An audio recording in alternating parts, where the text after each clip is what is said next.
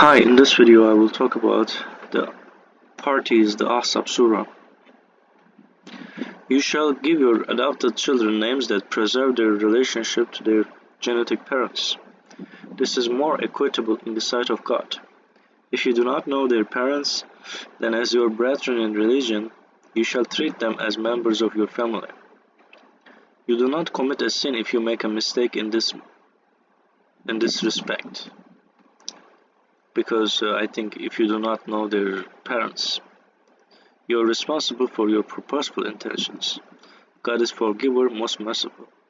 This is important. You are responsible for your purposeful intentions. So here, the bullying is the children is like telling that you are the parents. They're not, like somehow competing.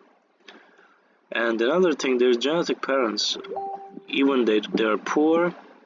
And she carried the baby for a long time, and also they're genetically similar.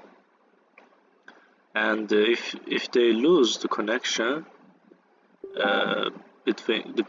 losing the connection between the genetic parent and child can be problematic too.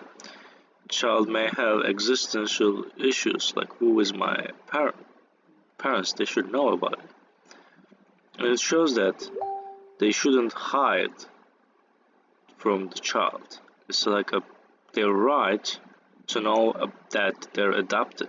They cannot hide it, like they cannot adopt and hide the fact. And in fact, they cannot hide the fact because it's impossible to hide it. And eventually, they will learn it. So if they learn it that way, it can harm the baby, because they will think their parents are liars, and they will question even their existence, where they were born, and everything will change. So it's hard, and so that's why it is important to understand this verse.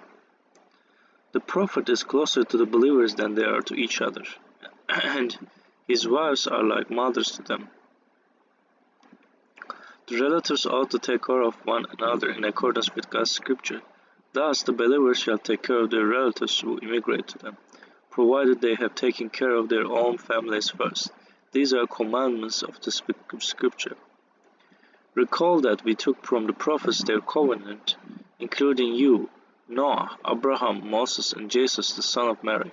We took from them a solemn pledge. Subsequently, he will surely question the truthful about their truthfulness, and has prepared for the disbelievers a painful retribution. O you who believe, remember God's blessing upon you.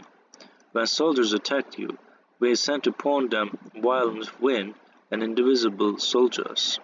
God is seer of everything you do. When they came from above you and from beneath you, your eyes were terrified. Your hearts ran out of patience, and you harbored unbefitting thoughts about God. That is then, when believers were truly tested, they were severely shaken up. The hypocrites and those with doubts in their hearts said, "What God and His messenger promised us was no more than illusion." A group of them said, "A people of Yathrib, you cannot attain victory, go back." Others made up excuses to the prophet, "Our homes are vulnerable," when they were not vulnerable. They just wanted to flee. Had the enemy invaded and asked them to join, they would have joined the enemy without hesitation. They had pledged to God in the past, they wouldn't turn around and flee. Making a pledge with God involves a great responsibility. So it's also about a pledge between you. It's not related, but the other prophet, and the prophet leaves the town, and supposed to not to leave, and the God is punishing him. Say, if you flee, you can never flee from death or being killed. No matter what happens, you only live a short while longer. Say, who will protect you from God if He willed any adversity or willed any blessing for you? They can never find, beside God, any other Lord or Master. God is fully aware of the hinderers among you, and those who say to their comrades, "Let us stay behind." Rarely do they mobilize for defense. Also, they are too stingy when dealing with you, if anything, threatens the community. You see their eyes rolling with fear, as if that had already come to them. Once the crisis is over, they whip you with their sharp tongues. Their tools sting with their wealth. These are not believers. Consequently, God has nullified their works. This is easy for God to do. So this is important that it is God has nullified their work. So this is important. So they did some good things. They were somehow look like they were with prophet, and they're not. So another thing is eyes rolling with fear. So the eyes fear. So this is another. This is not this, but so the eye tracking test can show that now fear and emotions and other things. So it's a very universal sentence, and everyone can understand it. Their eyes can give such message.